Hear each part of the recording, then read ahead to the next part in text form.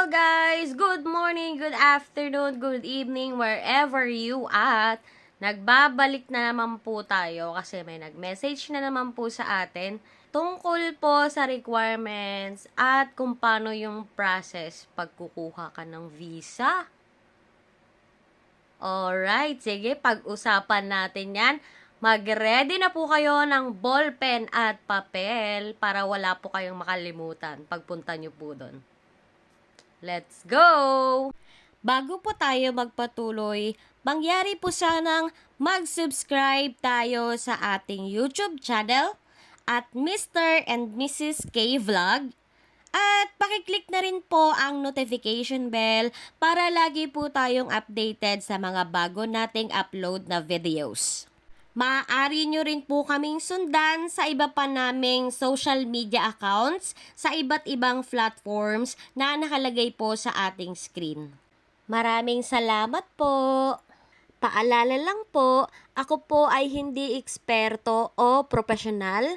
Ang bidyong ito ay base lamang sa aking experience at kaunting research upang makatulong o makadagdag kaalaman sa mga kababayan natin na nangangailangan ng kaunting impormasyon tungkol sa topic na ito. Hello guys! Nagbabalik na naman po tayo. Ito po yung karugtong ng una nating video. Tapos na po tayo sa mga requirements na kinakailangan kapag mag-a-apply ng visa. Ngayon, dito naman tayo sa process.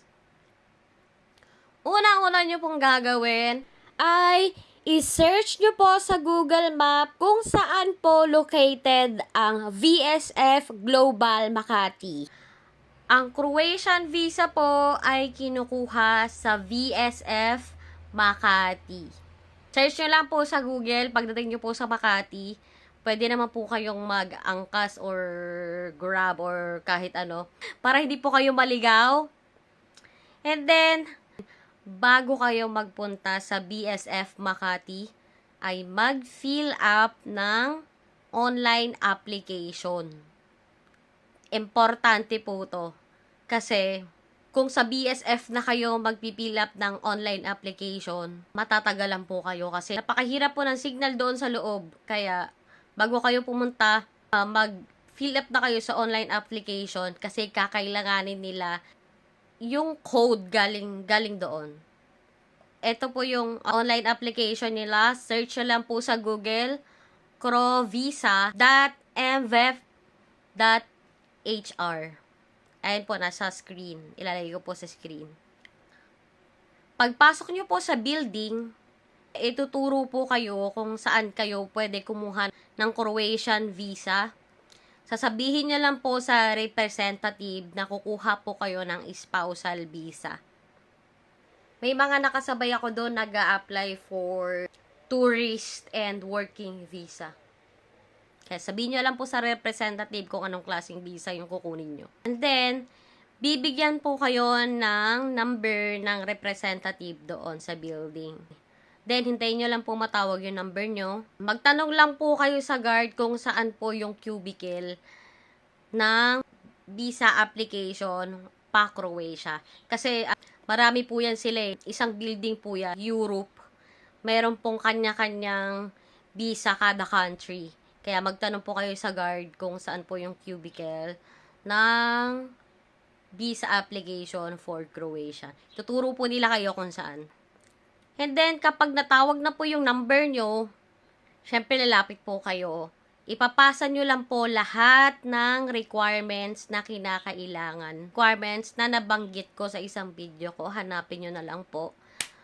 Ipapasa po yun sabay-sabay. Kasama ng code doon sa online application. Para ma-check po nila yung requirements nyo tsaka yung online application na ginawa nyo po. Then, kapag approve po sa kanila yung mga requirements na pinasa nyo, magpapa-picture po kayo doon sa loob.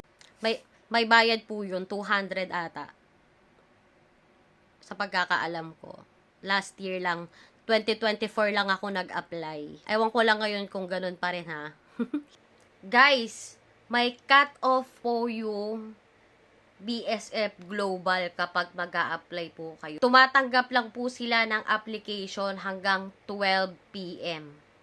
hindi na po sila tatanggap ng application kasi nagpa-process na po sila ng mga nag-apply.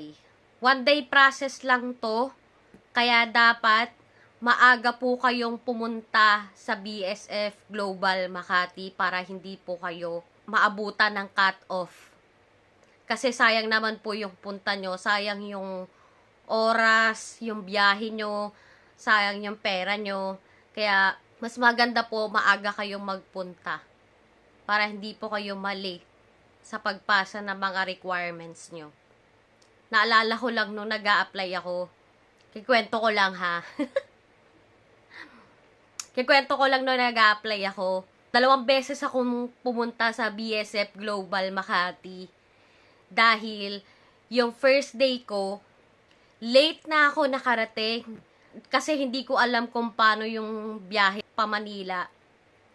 Hindi talaga ako sanay sa biyahe. Sa Bulacan lang ako nakatira. Pero hindi ako sanay gumala. Hindi ako sanay sa mga biyahe-biyahe. Ang nangyari sa akin, wala akong app ng Grab, ng Move It, ng Angkas. So, ang ginawa ko lang biyahe, sumakay lang ako ng LRT tsaka MRT para makapunta ako sa Makati. Then, nung pagbaba ko sa Buendia, tsaka lang ako nakaisip mag-Angkas or Move It. Wala ako ng mga app na yon. So, dun pa lang sa Buendia, dun pa lang ako nag-install ng mga app na yon para makarating ako doon sa BSF Makati. Kasi kapag, mas madali kasi kapag naka-angkas ka na or Move It or whatever. Kasi, mas madali nilang mahanap yung location. Dahil nga sa nangyari, na late ako, nakarating ako 11 a.m. na. And then, pagdating ko doon sa loob, hindi ko alam na na need mag-apply online. So, late na naman ako. Kasi wala akong signal sa loob. May data ako, pero wala akong signal. Kaya, naabutan ako ng 12 p.m. cut-off. Then, tinanong ko yung representative kung may babayaran ba ako. Kasi may mga napapanood akong vlog na wala ka daw babayaran sa visa kapag spousal visa yung kukunin. So, tinanong ko yung representative kung may babayaran ba ako. Ang sabi naman niya, wala daw akong babayaran kasi meron naman daw silang exemption kapag may asawa daw na lokal sa Croatia. Ayun ang sabi sa akin nung first day kong pumunta ako doon. Wala daw akong babayaran.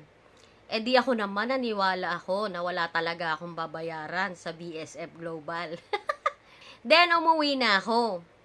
Then kinabukasan, pagbalik ko, syempre, expect ko wala na akong babayaran. Hindi ako nagdala ng pera. Ay hindi, actually may dala ako pero 2,000 lang. Kasi bala ko, pangkain lang sana, pamasahe, ganyan. And then, ayun na, nakapag online application ako, gabi pa lang, bago ko bumalik sa BSF Global. Then, dala ko na yung code sa application. And then, napasa ko na yung mga requirements ko. Chinek na nila. Na pagkabigay nila sa akin ng LBC form, pagkaabot ko, maya-maya bigla na lang nila akong sinisingil.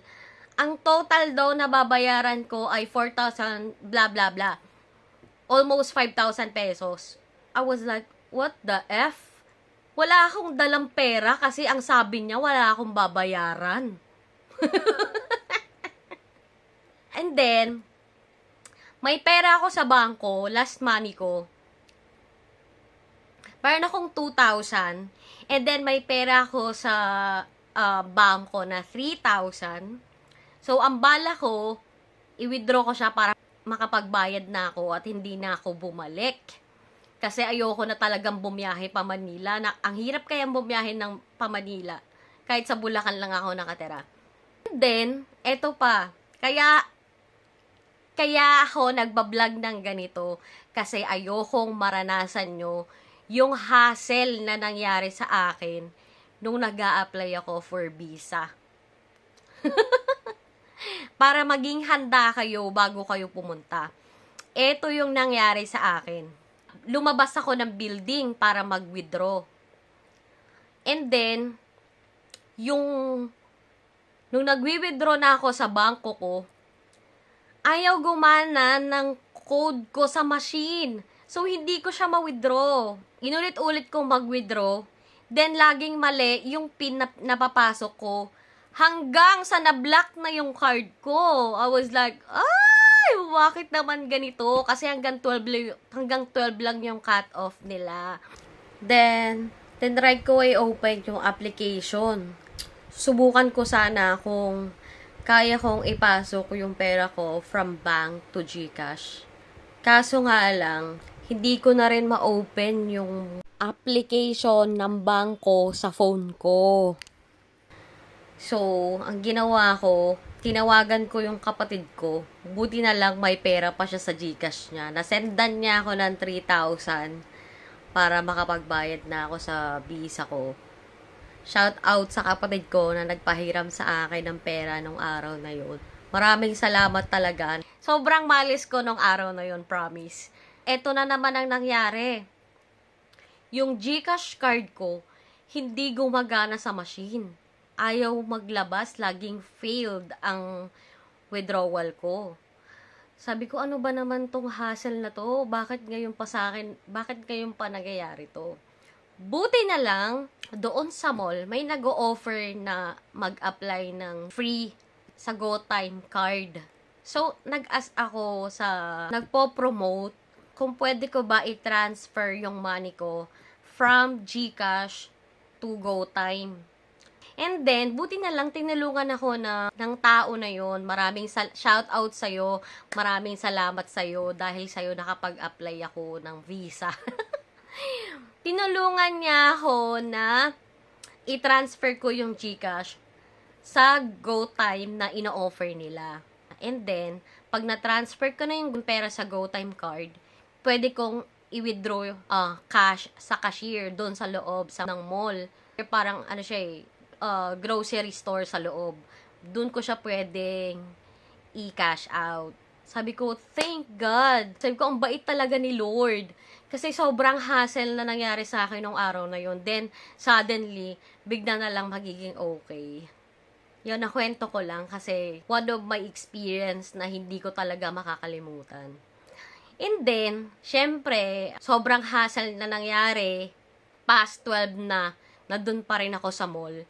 So, yung representative for visa, tumatawag na siya sa akin kasi naiprocess na niya yung application ko.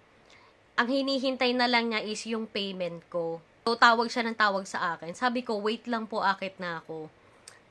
Kasi ayoko na talagang bumalik. And then, na-cash out ko na yung pera. Sa sobrang pagmamadali ko, tumatakbo na ako.